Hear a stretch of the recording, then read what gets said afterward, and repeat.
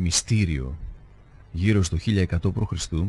ένα εμπορικό πλοίο, ο Ναυτίλος, φορτώνει προϊόντα και αγαθά από τη Θράκη προκειμένου να ξεκινήσει το μακρύ ταξίδι του για την Κύπρο με σκοπό την αγορά χαλκού που είχε παραγγείλει ο βασιλιάς της Θράκης Όλωρος.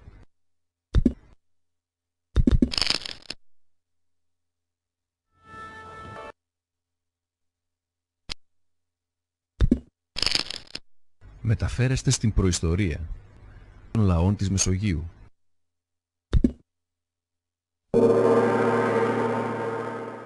Διάβασε προσεκτικά όλα τα κείμενα. Δες τι λένε τα μέλη του πληρώματος πρώτα και κατόπιν συμβουλέψου τα παπειράκια με τις περιοχές.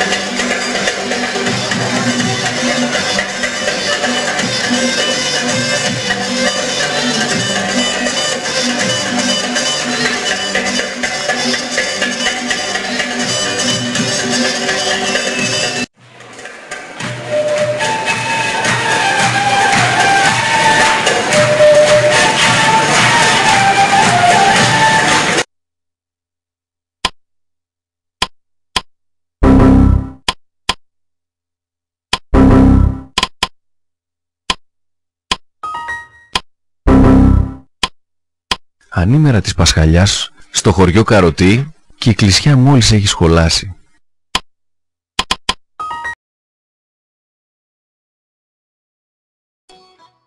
Σας καλωσορίζουμε σε ένα ταξίδι όπου θα γνωρίσουμε τη βυζαντινή ζωγραφική.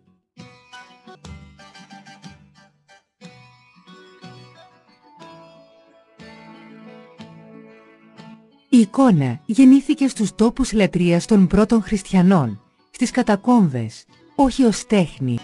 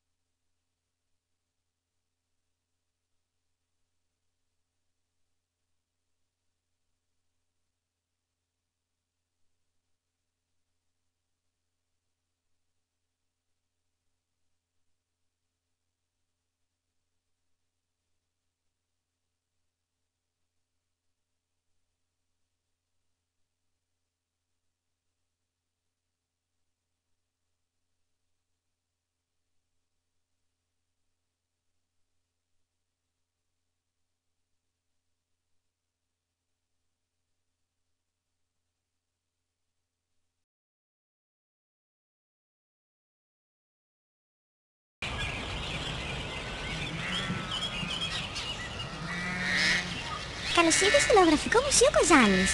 Εδώ στο μουσείο μπορείς να βρεις μερικά από τα εργαλεία και τα αντικείμενα που χρησιμοποιούσαν τα παλιά τα χρόνια. Πολλά από αυτά μπορεί να μην τα έχεις ξαναδεί, γιατί δεν χρησιμοποιούνται πια. Τώρα όλα έχουν αλλάξει.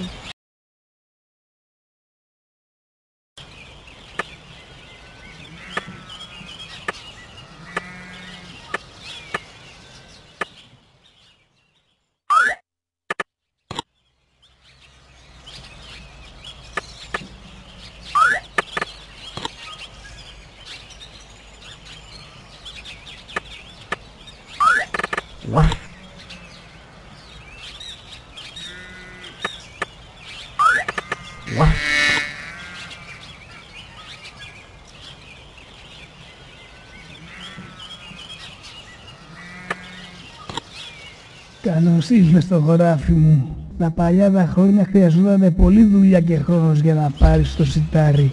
Μην βλέπεις τώρα που είναι όλα έτοιμα και μπορείς να τα αγοράσεις.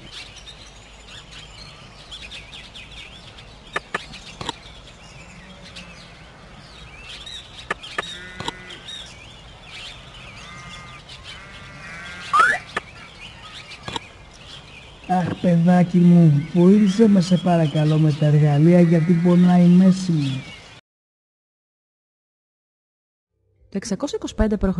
μία ομάδα ανθρώπων, με αρχηγό το Γόργο, ήρθε από την Κόρινθο στην περιοχή που βρίσκεται σήμερα η Άρτα και έχτισε, μαζί με τους ντόπιους κατοίκους, που λέγονταν Δρίωπες, μία μεγάλη πόλη, την Αμβρακία.